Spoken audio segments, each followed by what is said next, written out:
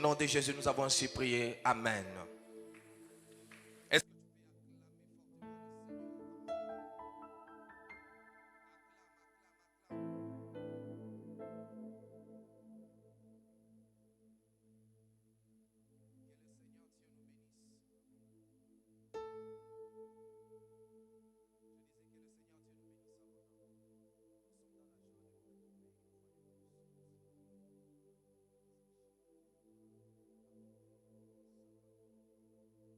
Nous rendons à Dieu de multiples actions de grâce pour la force, l'endurance, pour la faveur, la grâce qu'il nous accorde en ce midi d'apporter sa parole. Nous disons aussi merci à nos parents spirituels, à Papa Paulin ainsi qu'à Maman Patty pour la marque de confiance renouvelée à notre personne. Papa, Maman, nous vous disons merci. Merci pour la confiance. Merci pour ce que vous êtes pour nous. Et nous prions que votre Dieu continue de vous garder pour nous et d'agir avec vous. Alléluia. Je dis merci à l'administration pour la confiance renouvelée. Je dis merci à Maman Chantal, à Papa Trésor, Papa Cédric pour la marque de confiance, ainsi qu'à Papa Carlos. Merci à tous les bergers, prédicateurs et ouvriers du centre missionnaire Manaïm. Merci pour ce que vous êtes pour nous. Et nous croyons que ce soir, en ce midi, le Seigneur va nous faire ensemble du bien. Et je nous salue, nous tous, en ces lieux. Je nous souhaite un très bon culte dans la présence de l'Éternel. Alléluia. Nous sommes dans Ésaïe 48. Ésaïe 48, on va rester sur nos places. Ésaïe 48, on va lire deux versets, le verset 10 et le verset 11.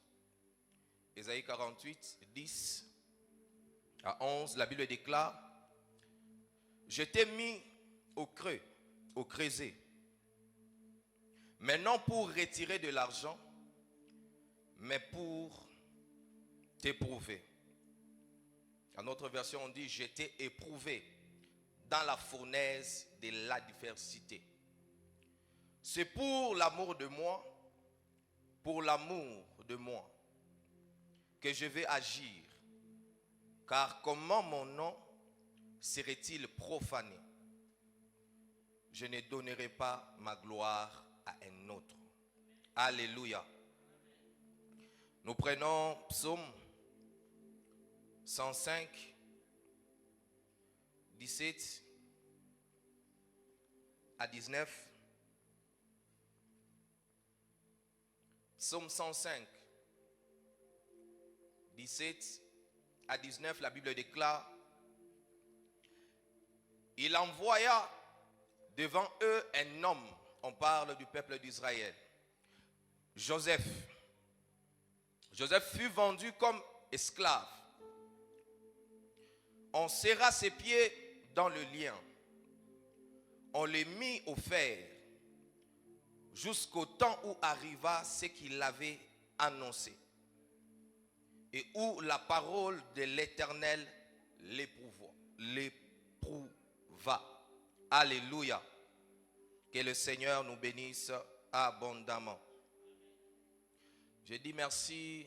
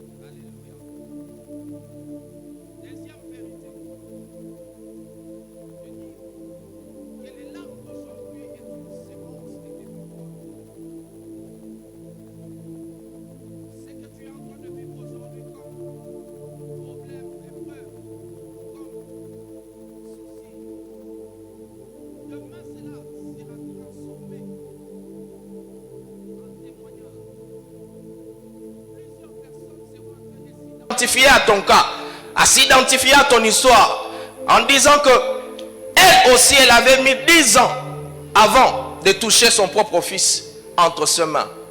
Cette personne, on a fini ensemble avec lui les études. Il a galéré pendant 20 ans avant de trouver un travail. Mais lorsque le Seigneur a ouvert la porte, c'était directement la porte de la royauté qui s'était ouverte devant lui. Les larmes d'aujourd'hui est une sémence de tes victoires de demain. Les hommes s'en serviront. Parce que le Seigneur est en train de forger quelque chose en toi. Troisième vérité. Je dis que les moments les plus sombres de la nuit sont souvent les plus proches de l'aurore. Les moments les plus sombres de la nuit sont souvent les plus proches de l'aurore. C'est-à-dire, lorsque vous remarquez que la nuit devient de plus en plus intense, le milieu devient de plus en plus sombre, soyez rassurés que dans quelques heures, dans quelques minutes, tout sera éclairé. Alléluia. C'est-à-dire, lorsque vous êtes en train de passer dans la saison de l'épreuve, vous devez être sûr que la saison de la célébration est à la porte. Lorsque vous passez par des moments difficiles, vous devez être confiant que le Seigneur qui permet que vous puissiez passer par ces moments-là, il a déjà préparé quelque chose qui est sur le point d'arriver. Quatrième chose, j'ai dit que l'épreuve est un pressoir. L'épreuve est un pressoir.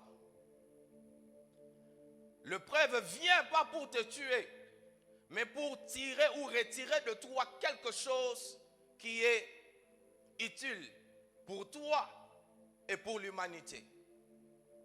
L'épreuve vient pour soutirer en toi quelque chose, tirer en toi l'huile qui sommeillait, afin que toi et ceux qui t'entourent puissent en bénéficier.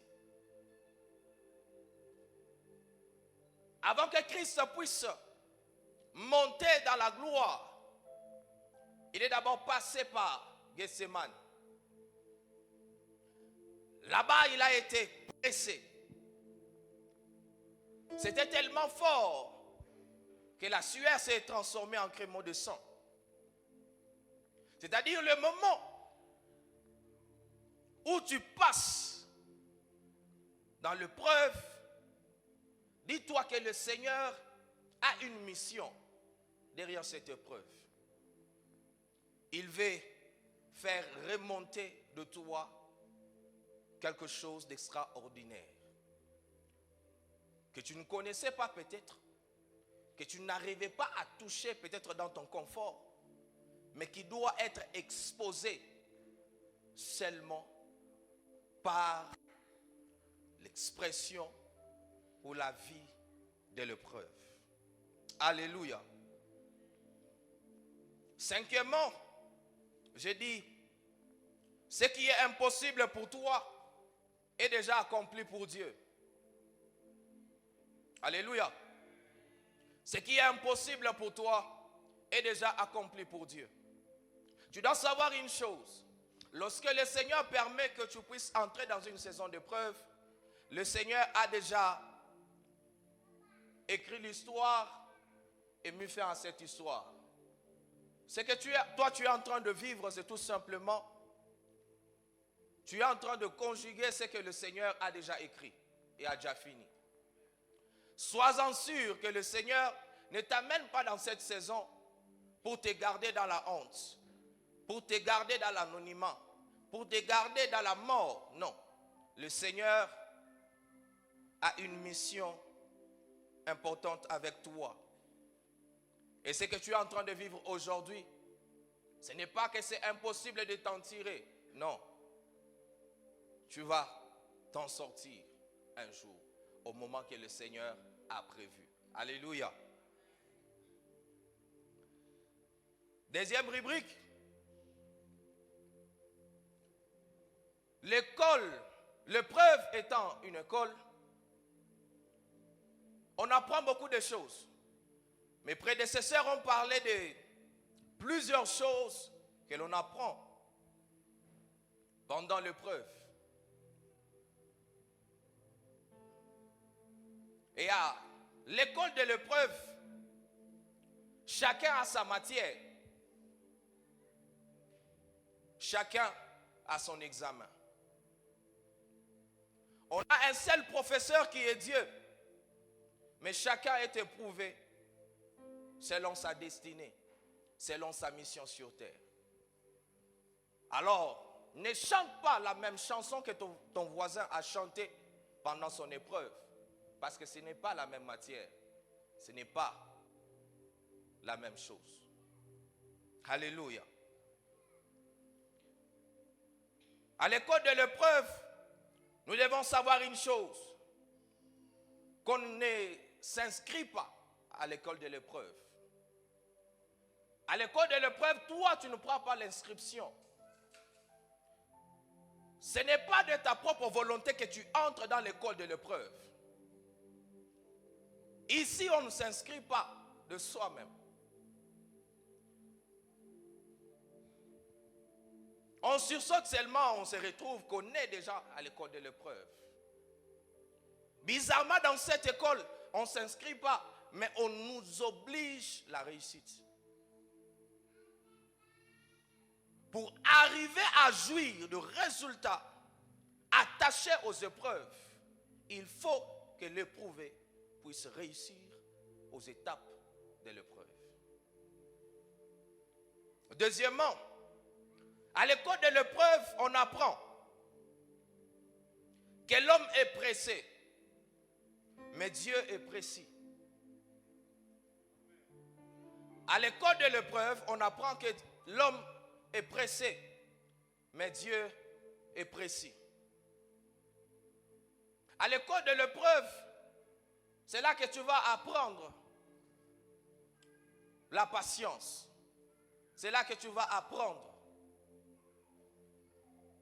comment compter sur Dieu. C'est là que tu vas apprendre réellement si tu es capable de tenir tête face aux secousses de la vie. Tu veux que les choses changent. Tu as hâte que les choses puissent changer. Mais Dieu ne veut pas que tu te précipites. Tu es pressé, oui, que les choses changent. C'est normal que tout homme puisse se préférer, que sa vie puisse changer, briller, être placé au sommet. C'est normal. Mais Dieu ne suit pas nos mouvements. Nous, on est pressé de toucher telle autre chose. On est pressé de se marier, pressé d'avoir des enfants, pressé de toucher telle et telle autre somme, pressé d'arriver à tel standing de vie. Mais Dieu, lui, est précis. Précis dans quel sens? Le Seigneur prend son temps afin de préparer tout pour toi, pour que lorsque tu vas entrer dans ta saison de gloire, que tu ne puisses pas vivre des choses à peu près, mais que tu puisses vivre les choses selon l'excellence de l'Éternel. Le Seigneur est précis. À l'école de l'épreuve, on apprend que l'épreuve, si elle est collective dans son observation, mais elle est individuelle dans son ressenti. Alléluia. Si l'épreuve est collective dans son observation, on regarde un groupe de personnes qui manquent de l'argent, un groupe de femmes qui manquent les enfants, un groupe d'hommes qui manque telle et telle autre chose. On regarde, l'observation est collective, mais le ressenti est individuel. Quand vous allez poser la question à tout un chacun d'eux, ils n'auront pas le même langage, la même définition de l'épreuve. J'aimerais dire à une personne, à l'épreuve, on n'emprunte pas les paroles de l'autre. À l'épreuve, on a nos propres paroles, parce que c'est notre propre histoire. Dans le groupe de ceux qui ne sont pas mariés, il y en a qui sont pressés de se marier, d'autres qui se donnent encore 2 ans, d'autres qui se donnent encore 5 ans. D'autres qui ne croient plus au mariage parce que ça a traîné.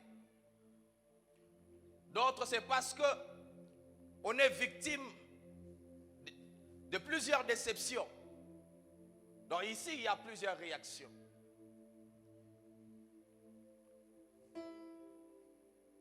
À l'école de l'épreuve, on apprend que croire n'est pas une émotion, mais une décision ferme malgré les circonstances. Croire n'est pas une émotion, mais une décision ferme malgré les circonstances. Avant l'épreuve, plusieurs personnes croient qu'ils ont la foi. Avant d'être exposés à l'épreuve, plusieurs personnes peuvent dire tout haut que j'ai la foi. Mais c'est pendant le moment d'épreuve qu'on peut réellement voir qui a la foi et qui n'a pas la foi. C'est pendant le moment des épreuves qu'on peut remarquer qui croit que le Seigneur a la capacité de le retirer de cette situation. Alléluia. Pendant l'épreuve. À l'école de l'épreuve, on apprend à distinguer la voix de Dieu, la voix de l'homme, ainsi que la voix de l'ennemi. Avant l'épreuve, on peut être dans tout. Mais c'est pendant l'épreuve que la clarté commence à s'imposer. Dieu vient avec l'épreuve pour que quelqu'un puisse aussi développer le discernement des esprits, le discernement des pensées. C'est pendant l'épreuve. Pendant l'épreuve, on a compris que Job était un homme spirituel. Pendant l'épreuve, on a compris que les amis de Job, bien que vieillard, il n'était pas aussi sage que ça. Parole d'Éliou. L'épreuve vient, nous amène à distinguer la voix de l'homme, de Dieu et de l'ennemi. Mais que faire quand on est dans une saison d'épreuve? Notre thème, c'est la maturité spirituelle. La place de la maturité spirituelle dans les épreuves. Donc pendant les épreuves, on sait comprendre qui est mature et qui n'est pas mature. Qui peut comprendre que ça vient de Dieu, ça vient du diable. Ça, ce sont mes propres erreurs. C'est pendant les épreuves. La place de la maturité spirituelle dans les épreuves. Comment une personne mature spirituellement peut réagir pendant la saison de l'épreuve? Première chose, voici comment un homme mature réagit pendant la saison de l'épreuve. La première chose, il manifeste la patience et la persévérance. Alléluia. Première des choses, il manifeste la patience et la persévérance. Nous sommes dans Jacques 1, 2 à 4. La Bible déclare, mes frères, regardez comme un sujet de joie complet de diverses épreuves auxquelles vous pouvez être exposés, sachant que l'épreuve de votre foi produit la patience. 4. Mais il faut que la patience accomplisse parfaitement son œuvre, afin que vous soyez parfaitement accomplis et sans faillir à rien. Alléluia. Sachant que l'épreuve de votre foi produit la patience. La première des choses que l'on remarque chez une personne qui est mature, pendant la saison de l'épreuve, c'est la patience. La patience et la persévérance. La patience, c'est ces fruits que nous voyons se manifester dans la vie de l'homme qui est éprouvé.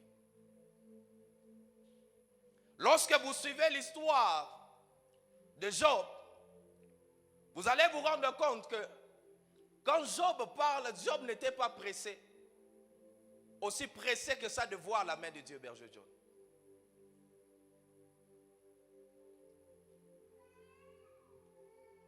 C'est ainsi qu'après il s'est crié, mon rédacteur est quoi? Est vivant. Il s'élèvera même. Vous vous rendez compte que malgré l'ulcère, malgré le moment compliqué que Job était en train de passer, dans sa défense, lorsqu'il est devant ses amis, il n'est pas aussi pressé que ça. Parce qu'en lui, il avait compris que si le Seigneur a accepté, a dit oui, que ces malheurs puissent arriver, c'est que le Seigneur a une mission. Pendant l'épreuve, nous voyons les hommes matures. Combien de personnes restent patientes? Tu es éprouvé, les mariages n'arrivent pas. Et quand il n'y a pas la maturité, le réflexe, c'est quoi? C'est commencer à chercher de gauche à droite et on tombe dans une relation qui n'est même pas dans la volonté de Dieu. Pendant l'épreuve, quand il n'y a pas la maturité, on se retrouve en train de prendre des décisions qu'il ne fallait pas prendre. Premier point, de comment un homme peut vivre et manifester la maturité pendant l'épreuve, c'est être patient et manifester la persévérance. Ce qui t'arrive ne vient pas pour te tuer. Ça vient avec une mission. Ça a un temps précis. Même pour les enfants d'Israël, il y avait un temps précis qui devait rester en Égypte. Et lorsque ce temps est arrivé, le Seigneur est descendu et a délivré son peuple. Même pour Job, il y avait un temps précis que le Seigneur avait déjà donné au diable, afin de prouver Job. Donc ton cas, c'est que tu es en train de vivre, c'est que tu es en train de voir dans ta vie. Les choses ne marchent pas de gauche à droite. J'aimerais te dire que ça a un temps. Manifeste la patience et sois persévérant. Être persévérant, ce n'est pas plier le main, ce n'est pas croiser le main, mais c'est de garder la foi. Et c'est cette foi véritable qui produit en nous la patience. Pourquoi la foi produit la patience? Parce que l'on croit que c'est lui qui a permis que ces malheurs, que ces problèmes, que ces cas puissent m'arriver, a la capacité de m'enlever dans ce problème et de m'accorder la solution. Alléluia. Patience et persévérance dans votre foi. Combien de personnes sont persévérantes? Combien d'hommes sont persévérants? Combien de femmes sont persévérantes? Plusieurs personnes crient qu'ils ont la foi, qu'ils sont matures. Mais regardez-le, lorsqu'ils sont exposés à l'épreuve, vous allez vous rendre compte que ces personnes-là, parfois vous avez l'impression qu'ils n'ont jamais cru. Pourquoi? Parce que le langage change du jour au lendemain. Il n'y a plus de patience. Celui qui croyait autrefois ne croit plus. Pourquoi? Parce que la foi véritable ancrée en Christ n'était pas. Alléluia. Alléluia. La patience et la persévérance. C'est notre foi qui produit la patience. Deuxième réaction d'une personne mature pendant l'épreuve. Cette personne apprend à sanctifier sa bouche. Pendant l'épreuve, l'homme mature, la femme mature apprend à sanctifier sa bouche. Sanctifier sa bouche ici, c'est dire ce qu'il faut dire. Alléluia. Garder la foi dans son langage. Garder l'espérance dans son langage. Nous sommes dans Proverbe 18, le verset 21. La Bible déclare, la vie et la mort sont au pouvoir de la langue. Ici, l'homme mature, c'est que toute parole prononcée pendant un moment dur, pendant un temps de preuve, a beaucoup d'efficacité. Alléluia. C'est ainsi que lorsque la femme de Job veut pousser Job à maudire Dieu, Job ne l'a jamais fait.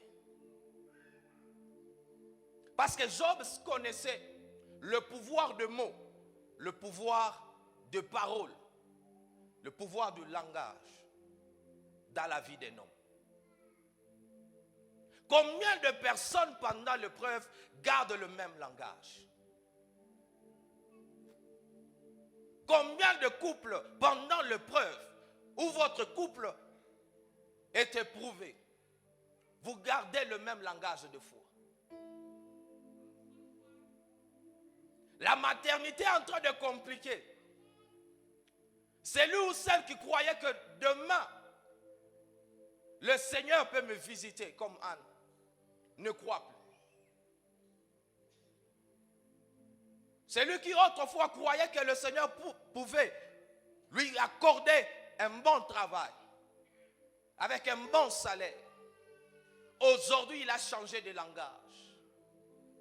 Celle qui croyait que le Seigneur pouvait l'accorder un mariage excellent, honorifique. Aujourd'hui, elle a changé de langage. Elle parle maintenant comme une femme libre. Pourquoi? Parce que là, la maturité n'a pas sa place. Alléluia. Bien-aimés frères et sœurs, papa, maman, j'aimerais vous dire une chose, que ce que nous confessons pendant l'épreuve détermine ce que nous allons vivre après l'épreuve. Et ce que nous confessons pendant l'épreuve détermine aussi la durée de l'épreuve. Il y a de ces personnes qui ont prolongé leur temps de souffrance. Pourquoi? Parce que pendant l'épreuve, vos paroles, vos mots, votre langage avaient totalement changé. Celui qui parlait positivement, aujourd'hui, il ne parle que négativement. Les ondes que vous dégagez, on sait les ressentir même de loin, que ce sont les ondes négatives.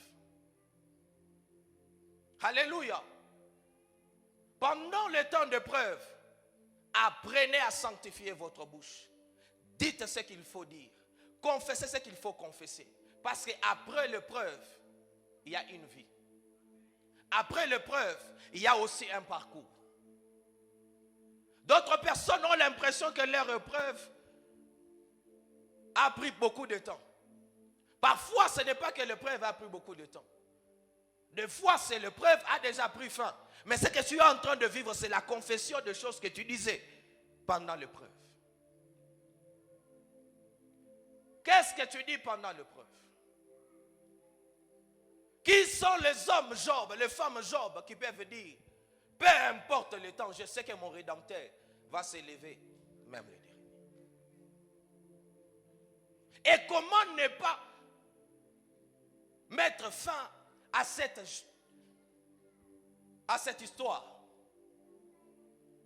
Comment ne pas tirer ce type de personnes entre la main de l'ennemi? Alléluia. Parce que la confession pèse sur la vie du croyant. La confession pèse sur la vie de celui qui déclare ces choses. Apprends à sanctifier ta bouche. Éloigne de ta bouche des paroles négatives. Même si autour de toi les gens te disent que dans la famille aucune personne n'a jamais vécu ça. Et on ne croit pas que tu vas t'en sortir.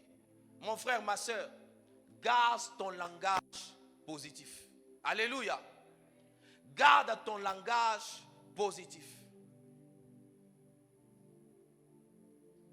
Ne cède pas.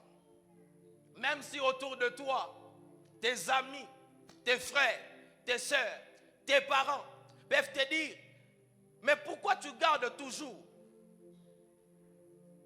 tes mêmes disciplines alors que ça ne marche pas?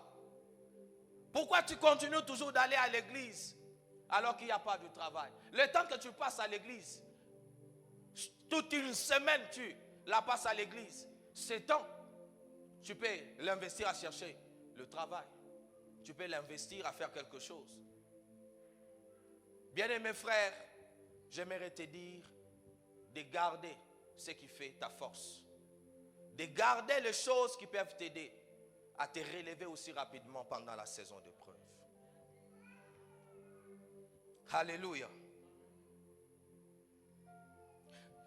Troisième chose. Troisième attitude d'une personne qui est mature pendant l'épreuve.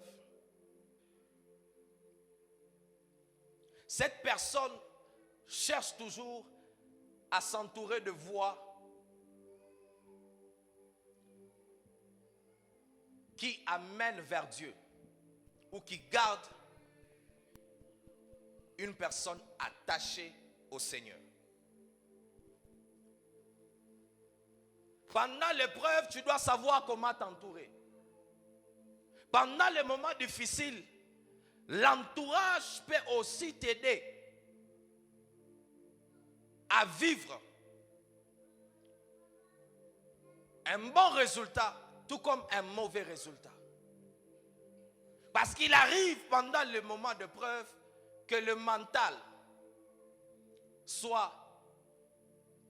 puisse s'affaiblir. On a besoin d'une personne qui nous exhorte, une personne qui nous encourage. De moi-même, je sens que c'est compliqué. Je ne sais pas pourquoi ça ne marche pas. Je pose la question à Dieu, il n'y a pas de réponse. Je priais pas de révélation. Pendant ces moments difficiles, j'ai besoin qu'on puisse me prophétiser. Mais il n'y a pas de prophétie même pour m'éclairer sur ces choses. C'est difficile. Et pendant ce temps, si vous n'avez pas de personnes qui peuvent vous attirer vers Dieu ou vous garder attaché à Dieu, vous pouvez succomber vous pouvez lâcher prise.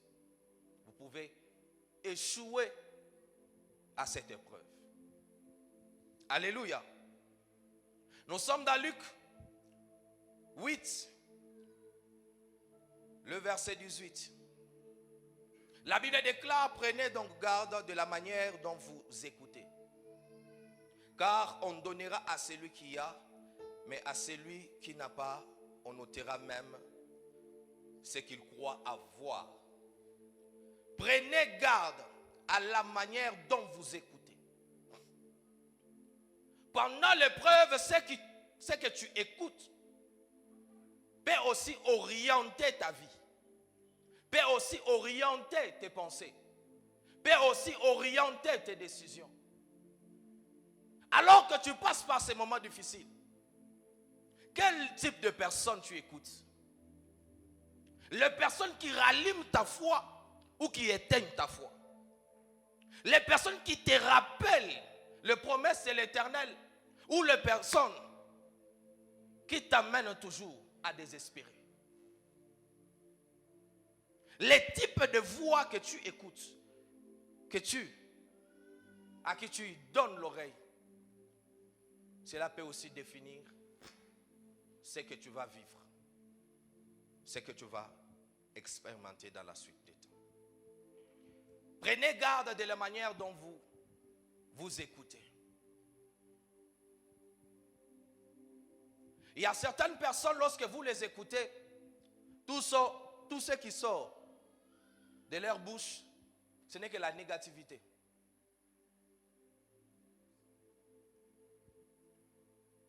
Mon frère, ma soeur, j'ai prié, j'ai tellement cherché le boulot. Ça ne marche pas. J'attends le mariage, ça ne vient pas toujours. Et ce sont ce genre de personnes qui vont vous dire,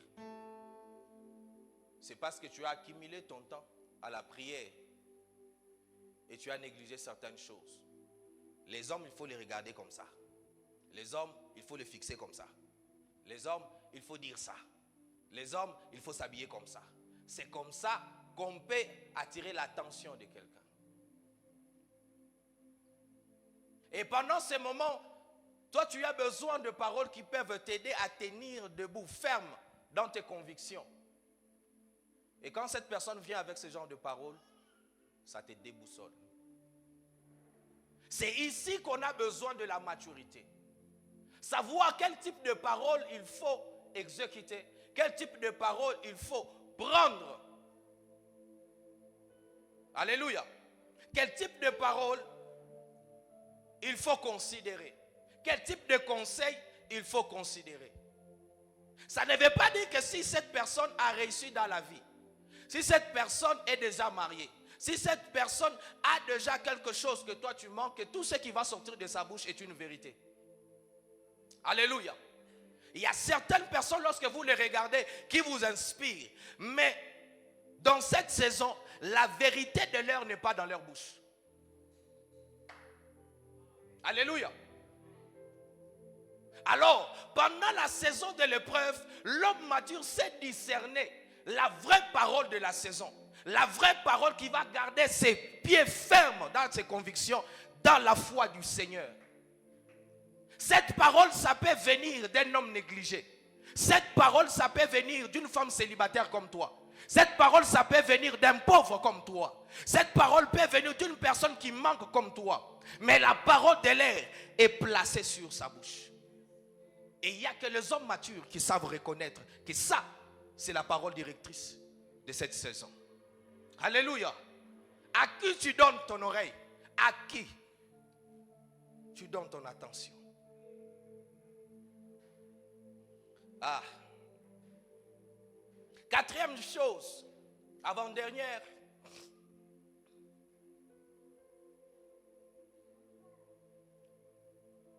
C'est que un homme mature fait pendant la saison de l'épreuve.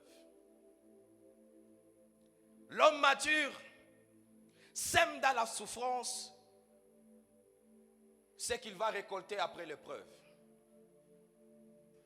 L'homme mature sème dans la souffrance ce qu'il va récolter après l'épreuve. Je suis dans Psaume 126, les versets 5. La Bible déclare, ceux qui sèment avec larmes, moissonneront avec chant d'allégresse. Ceux qui sèment avec larmes, moissonneront avec chant d'allégresse. Pendant le moment de preuve, définis l'après l'épreuve. Ton comportement, tes réactions, tes paroles, tes actions définissent ce que tu vas vivre après l'épreuve. Avant l'épreuve, tu étais un homme de prière. Mais bizarrement, alors que tu es dans l'épreuve, au lieu de maximiser dans la prière, et c'est toi qui baisse le bras dans la prière. Pendant l'épreuve, tu étais un homme de foi zélé. Avant l'épreuve, un homme de foi zélé. Une femme qui avait des convictions fortes. Mais c'est pendant l'épreuve, au moment où tu dois manifester ces choses qui ont fait ta force autrefois, que tu décides d'abandonner. Ce que tu sèmes pendant l'épreuve définit ce que tu vas vivre après l'épreuve. Ce que tu sèmes pendant l'épreuve définit ce que tu vas récolter après l'épreuve. Pendant l'épreuve, mon frère, pendant l'épreuve, ma soeur, qu'est-ce que tu es en train de s'aimer? La sémence, c'est une parole que tu peux jeter en l'air dans la prière. La sémence, c'est un acte spirituel que tu peux poser dans la présence de Dieu. La sémence, ça peut être aussi une offrande que tu peux faire à l'Éternel. La sémence, ça peut être un hôtel que tu peux bâtir pendant ton moment de preuve. La sémence pendant l'épreuve, ça peut être une bienfaisance que tu peux faire dans la vie d'un homme qui en a besoin. Tu manques, il manque. Mais c'est pendant le moment où toi tu manques que tu apprends à te dépouiller. Alléluia. C'est pendant que tu te retrouves dans le groupe de ceux qui manquent que toi tu deviens le pourvoyeur.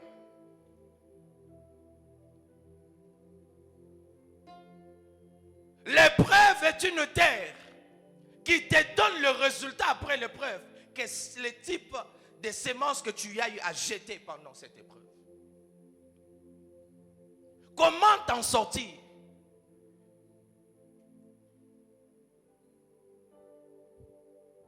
Qu'est-ce que tu auras après l'épreuve? Qu'est-ce que tu vivras après l'épreuve? Quel type d'actes ou d'actions qui peuvent remonter vers le trône de l'Éternel pour dire, il a fait telle et telle autre chose. Il s'est sacrifié pendant la souffrance. Alors qu'il manquait, alors qu'il passait par les moments difficiles, il était devenu celui qui veut réconforter les autres. Alléluia.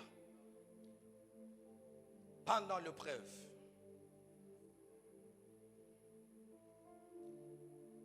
Celui qui sème avec larmes moissonnera avec chant d'allégresse. Alors que Joseph est éprouvé, Joseph est prisonnier comme les autres. Joseph mange comme tous les prisonniers. Joseph est traité, il a la même habit comme tous les prisonniers. Mais Joseph a choisi d'agir différemment avec les autres prisonniers. Joseph est devenu une source de joie pour les autres. Il est devenu une solution pour les autres. Il est devenu un éclaireur pour les autres. Qu'est-ce que tu fais pendant l'épreuve? Et c'est la sémence de Joseph pendant l'épreuve qui a fait de sorte que sa saison d'épreuve puisse s'écourter. Lorsque la saison de l'épreuve est finie, la sémence qu'il avait sémée l'a réclamée. Et le prisonnier d'autrefois est devenu le premier ministre d'aujourd'hui. Tout dépend de comment tu considères l'épreuve et de comment tu abordes l'épreuve. ta réaction ou tes réactions définissent ce que tu vas vivre après l'épreuve. De la même façon que Joseph a appris à se mettre au service de l'autre, à se mettre au service des autres. Dans la prison, c'est un endroit où la morale des gens est au bas. Les hommes qui sont désespérés, les hommes qui n'ont pas d'espoir, les hommes qui ont besoin de paroles de réconfort. C'est dans cette situation-là, alors que Joseph, je crois et je suppose qu'à tout moment, il pouvait aussi se rappeler de la maison de son père, de se rappeler des rêves qu'il faisait. Il avait besoin qu'une personne puisse aussi lui rappeler. Rappelle-toi que tu avais vu la lune. Rappelle-toi que tu avais vu le soleil. Rappelle-toi que tu avais vu les étoiles qui s'inclinaient vers toi. Il n'avait pas cette personne. Joseph, lui, a choisi de devenir cet éclaireur. Mon frère, ma soeur, alors que tu passes par un moment de stérilité, écoute, sois cette personne qui fortifie les autres stériles pour leur dire de la même façon que le Seigneur a béni Anne avec Samuel, le Seigneur va aussi nous bénir. Apprends à changer le langage. Apprends à marcher à contre-courant pendant l'épreuve. L'épreuve ne vient pas pour te tuer. L'épreuve vient pour polir quelque chose qui est en toi. L'épreuve, c'est ce feu qui vient enfin de ressortir l'éclat de l'or qui est en Joseph. L'épreuve, c'est ce feu qui arrive afin de révéler que le Dieu de Shadrach, de Meshach, d'Abednego est vivant. Il a la capacité d'enlever les hommes même dans des situations qui semblent être compliquées, impossibles pour les hommes. Ce que tu fais pendant l'épreuve définit ce que tu vas vivre après l'épreuve. Alors que Daniel est en train de vivre aussi son épreuve. C'est une personne qui est appelée à vivre dans la royauté parce qu'il est de la race des enfants de Juda. Mais il se retrouve qu'il est un esclave à Babylone. Mais Daniel, cette personne, Daniel décide de faire les choses autrement.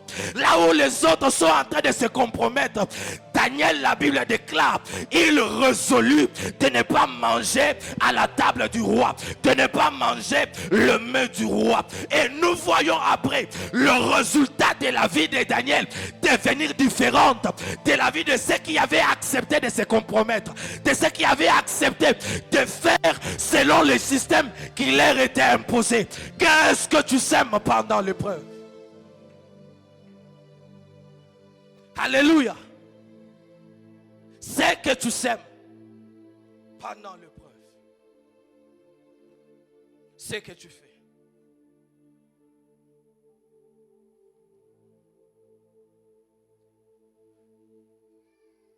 Celui qui sème dans la souffrance, il récoltera. Ce que tu sèmes dans la souffrance détermine ce que tu vas récolter après l'épreuve. Permettez que je donne ce témoignage qui est souvent, plusieurs fois, j'ai toujours voulu donner ce témoignage.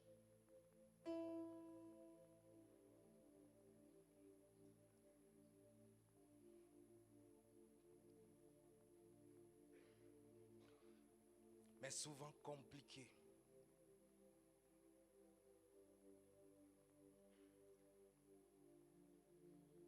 Celui qui sème dans la souffrance.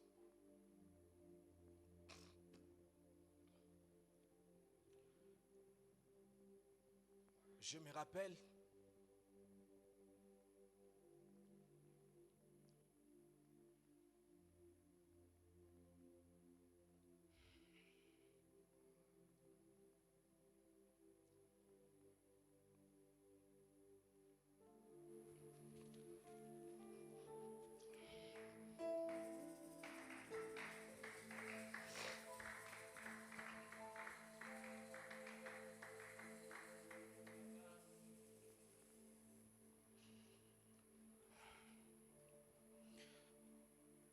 c'est difficile, mais je dois le dire parce que le Seigneur m'a convaincu de le dire pour une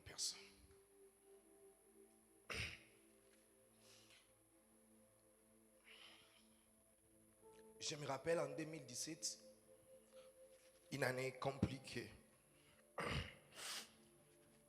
Je m'excuse. Une année compliquée pour ma vie, ainsi que pour ma famille. Je me rappelle, je m'apprête pour présenter les examens d'État et j'étais en train de préparer, je crois, ma dissertation. L'exercice que vous nous avez donné, je crois, à l'école, avant dissertation. J'ai préparé cela et je vois mon jeune frère venir toquer à ma chambre pour me dire que mon père,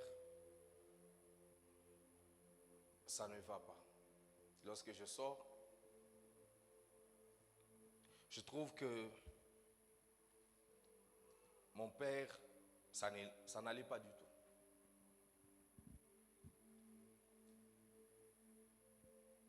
Il essaie de m'expliquer ce qui se passe parce que je ne sais pas aussi comment l'expliquer.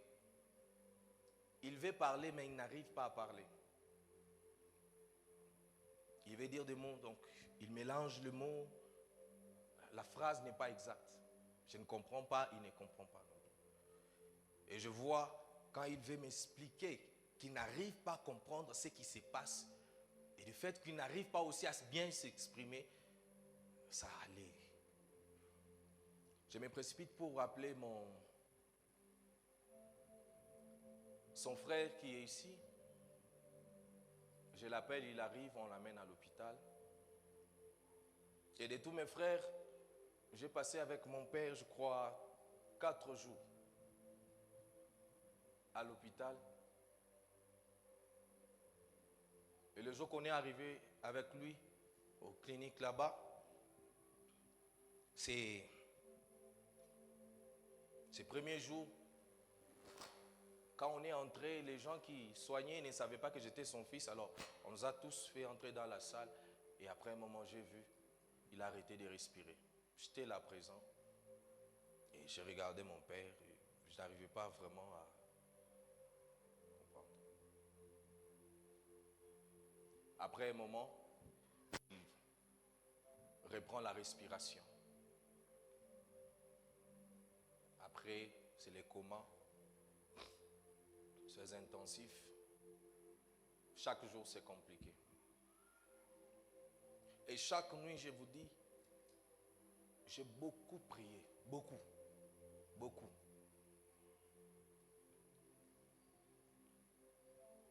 Et la nuit qui précédait sa mort, je vous dis, j'ai prié comme pas possible. J'ai rappelé à Dieu les bienfaits de mon Père.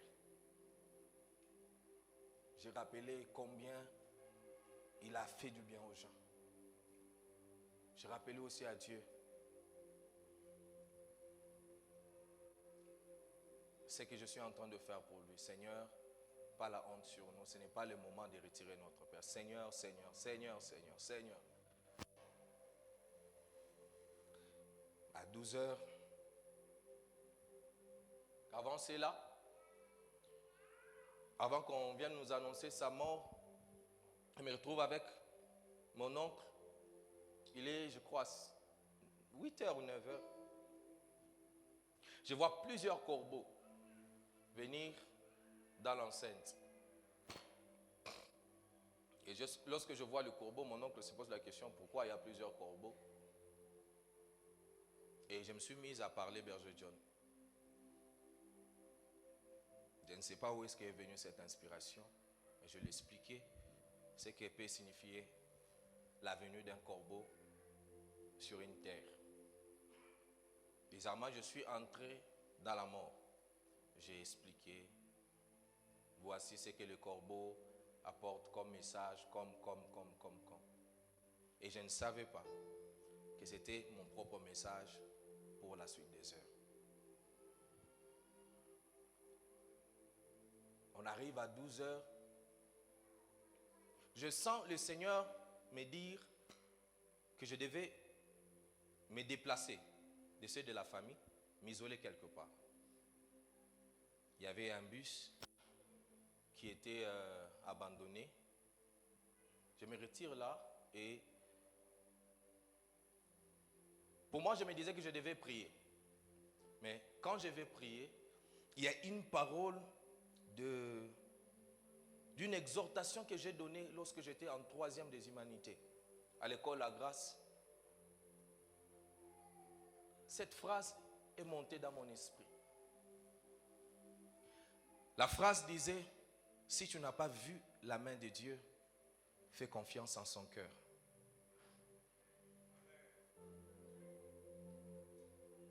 Je n'arrivais pas à comprendre ce que signifiait cette phrase.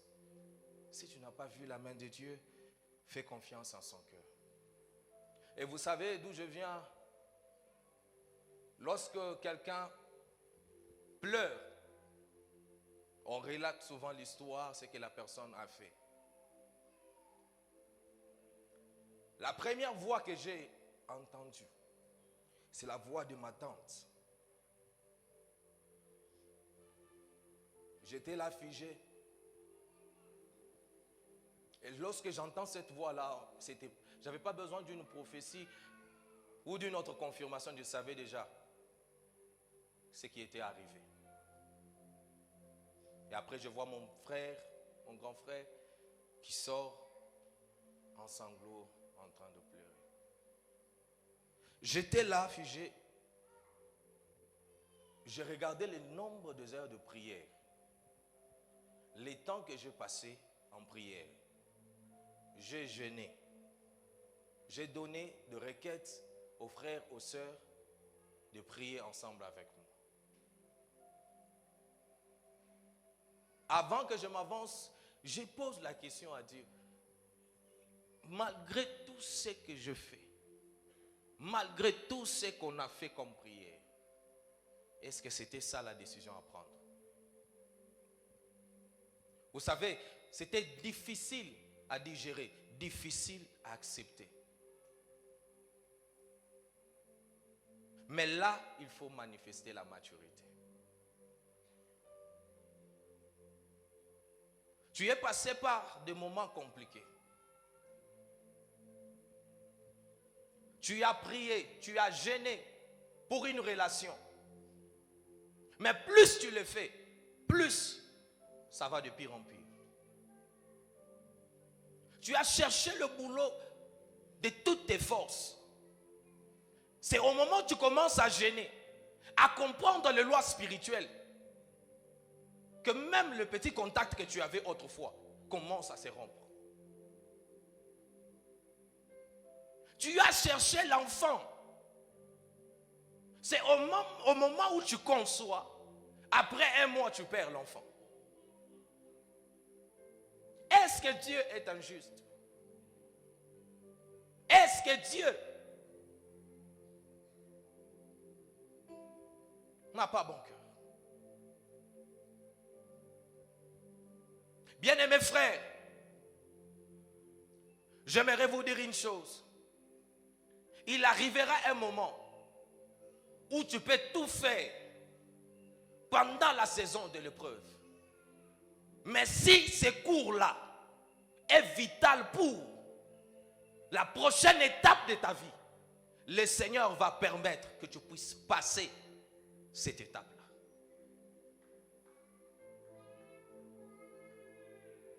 Je dis toujours aux gens, je ne crois pas que si mon père était vivant, j'allais servir Dieu. Je l'ai toujours dit aux gens. Parce qu'il avait d'autres projets avec moi.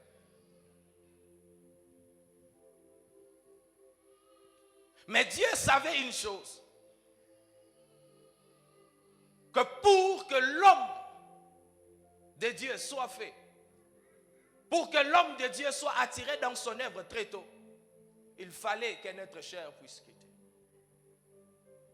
Il arrivera que pendant l'épreuve, que Dieu vous arrache des autres chairs. Job est celui qui est éprouvé. Mais ses fils se sont retrouvés morts. Parce que Job devait être éprouvé. Il est possible que dans ton école, que la mort soit aussi un cours que tu dois passer. Je suis en train de parler à une personne qui s'est posé la question si Dieu est vraiment un père aimant. Oui, Dieu est vraiment un père qui a de l'amour et qui nous aime. C'est que toi, tu ne sais pas comprendre aujourd'hui. Et bizarrement, Papa Cédric, pendant la saison d'épreuve, on n'arrive pas toujours à comprendre. On peut poser des questions comme on veut, mais on n'aura pas toujours des réponses. C'est comme la situation que tu es en train de passer. Tu as donné des requêtes et des requêtes. Tu as vu papa, tu as vu les hommes de Dieu. Tu as même bâti les hôtels, mais il n'y a pas toujours de réponse. Pas quelque chose qui peut te rassurer, qui peut te fortifier pour dire que ça va prendre fin tel jour. Mon frère, ma soeur, j'aimerais te dire, si le Seigneur, une fois t'a pris un être cher, ce n'est pas parce qu'il ne t'a pas aimé. Ce n'est pas parce qu'il n'avait pas entendu ta prière. C'est parce qu'il a une mission avec toi. C'est parce qu'il veut que tu puisses comprendre quelque chose.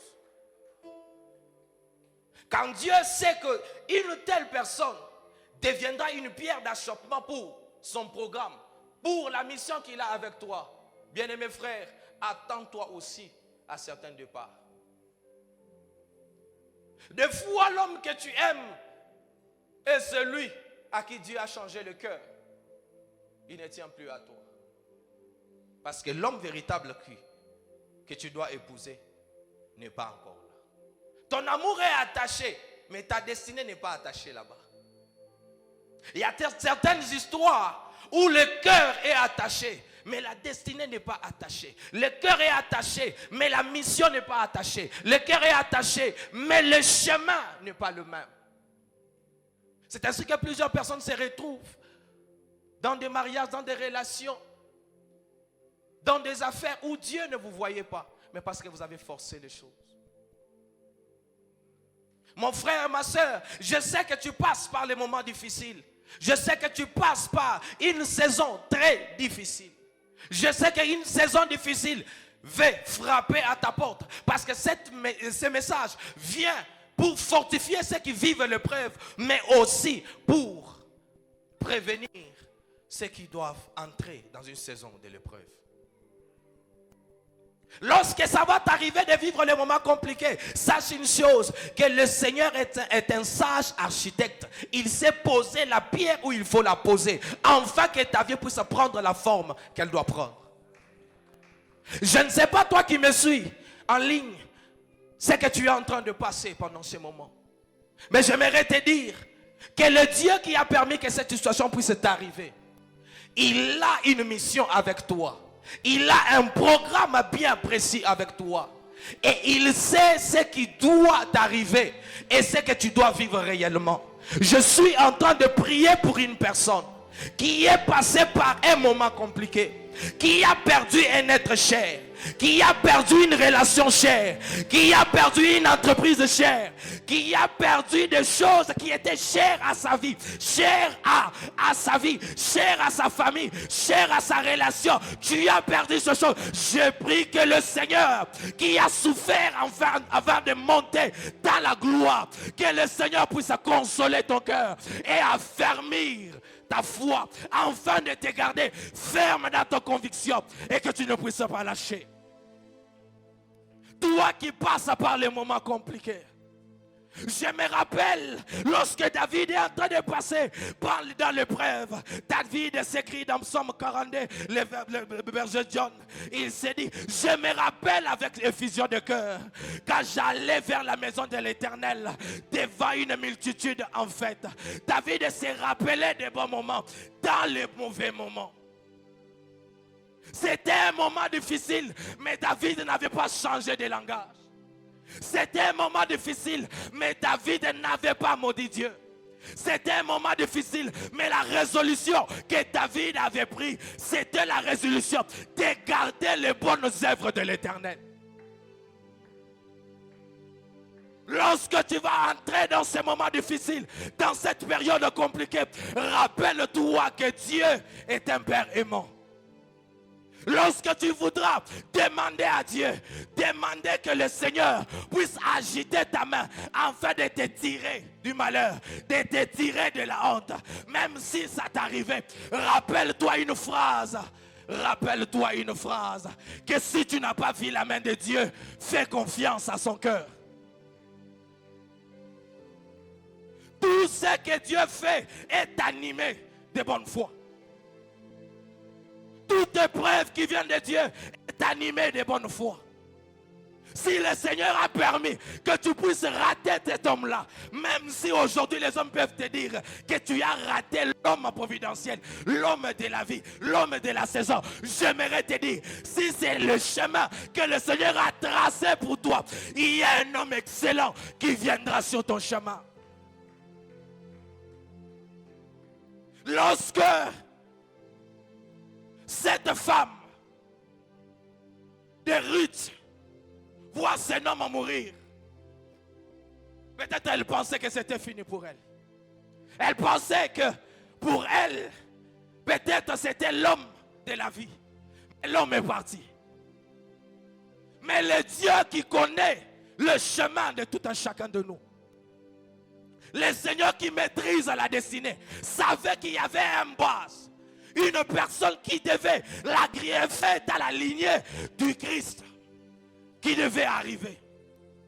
J'aimerais te dire, ce que tu as perdu dans l'épreuve n'est pas égal à ce que tu vas avoir après l'épreuve. J'aimerais te dire, la relation que tu as perdue avant l'épreuve, pendant l'épreuve, n'est pas égale à ce qui va venir après l'épreuve. J'aimerais te dire, les types d'amis, les types de boss que tu as perdu pendant l'épreuve, Joseph, n'est pas égal au pharaon qui arrive après l'épreuve.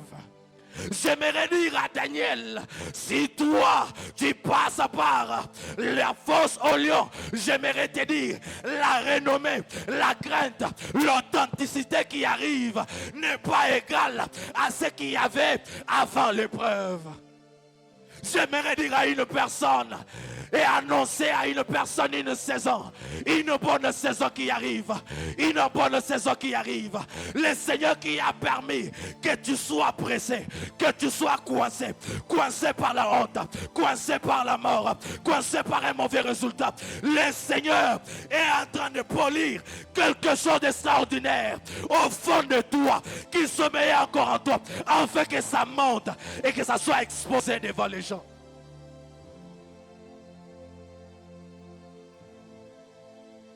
Lorsque les gens regardaient Anne, se disaient que cette femme, c'est une femme auquel est attachée la honte. On ne sait pas quand le Seigneur va la sortir de là. Mais lorsque la saison de l'épreuve prend fin, c'est que Anne reçoit. Anne ne reçoit pas un homme. Anne reçoit une entité spirituelle. Anne reçoit un programme de Dieu. Parfois, avant l'épreuve, Dieu peut permettre que tu puisses avoir les enfants. Mais après l'épreuve, Dieu ne te donne pas les enfants. Dieu te donne des étoiles. Les entrailles de Jacob, ce sont les entrailles qui ont les étoiles. Jacob est passé par un moment de l'épreuve. Il a échappé à l'école d'Isaac. Mais le Seigneur l'a récupéré à l'école de son beau-frère, de son beau-père. C'est que Jacob n'a pas su faire dans la maison de son père. Le Seigneur, parce qu'il savait, pour avoir accès à la bénédiction d'Isaac, il faut nécessairement passer par une saison d'épreuve. Et ce que Jacob reçoit après sa saison d'épreuve n'est pas égal à ce qu'il avait avant la saison d'épreuve. Je prophétise que le Seigneur Dieu t'accorde des choses qui ne vont pas ressembler à ce que tu avais autrefois, qui ne vont pas ressembler à ce que tu allais avoir sans épreuve. Il est temps qu'on puisse manifester la maturité. Jacob a échappé à la saison d'épreuve dans la maison d'Isaac. Mais lorsqu'il manifeste la maturité, la sagesse passe par là. Jacob a compris qu'aujourd'hui, je dois lutter comme mon frère avait erré en fait d'avoir sa bénédiction. Parce que la bénédiction que tu portes est une bénédiction qui porte l'identité d'Ésaü. Or, Ésaü n'est pas un faiblard. Ésaü, c'est une personne qui paye le prix en fait d'avoir le butin. Pour avoir accès à la bénédiction qui est attachée au nom d'Ésaü, nous devons apprendre à faire quoi? À faire les choses comme Ésaü, à payer aussi les prix. Et c'est pendant cette saison d'épreuve que la personne de Jacob, parce que nous devons savoir une chose, que ce que tu portes, le nom que tu portes, a une bénédiction et une malédiction. Celui qui était appelé à errer, à avoir une vie un peu compliquée, c'était Ésaü. Mais parce que Jacob s'est identifié à lui, automatiquement, la bénédiction a fait quoi? A été bloquée quelque part. Il faut que Jacob accepte qu'il est Jacob et non Ésaü, enfin maintenant d'entrer dans sa propre destinée. Mais l'acceptation vient quand? C'est pendant la saison de l'épreuve. La saison de l'épreuve vient pour révéler ta propre identité, vient pour révéler les choses auxquelles toi tu es appelé à vivre. Oh, il est possible que tu puisses vivre en cette saison. Il est possible que le Seigneur te redonne le double comme Job. Il est possible que le Seigneur te redonne le double comme Job. La dernière chose à faire, c'est de tenir ferme dans la prière. Psaume 34, le verset 19, la Bible déclare: le malheur attend souvent le juste, mais l'Éternel l'en délivre toujours. L'en délivre toujours. Lorsqu'on passe dans une saison d'épreuve, l'attitude d'un homme mature, c'est aussi de garder la foi, mais de surtout garder l'atmosphère de la prière tout autour de lui. Malgré que David allait des moments compliqués à moments compliqués, poursuivi par Saül, mais David était un homme de louange. David était un homme qui avait appris à célébrer Dieu, à louer Dieu, à prier le Seigneur dans les bons tout comme dans les mauvais moments. J'aimerais dire à personne, lorsque le moment d'épreuve arrivera, ne ferme ta bouche. Apprends à exercer ta langue comme la personne d'Ésaü, à qui on avait dit il devait manier son épée pour qu'il puisse s'en sortir dans la vie. Je suis en train d'encourager une personne. Ne croise pas le main, garde l'atmosphère de la prière. Rappelle à Dieu ses promesses sur ta vie. Rappelle à Dieu ses bienfaits annoncés dans la parole. Rappelle à Dieu ce qu'il a annoncé, a promis sur ta vie. Je ne sais pas ce que le Seigneur a déjà annoncé sur ta vie, t'a déjà promis, mais je viens prier avec une personne. Que le Seigneur te conduise après cette saison d'épreuve à entrer dans ta saison prophétique, dans ta destinée prophétique. Je prie et je dis au Seigneur que le Seigneur Dieu commence à ramener ta vie, à aligner ta vie selon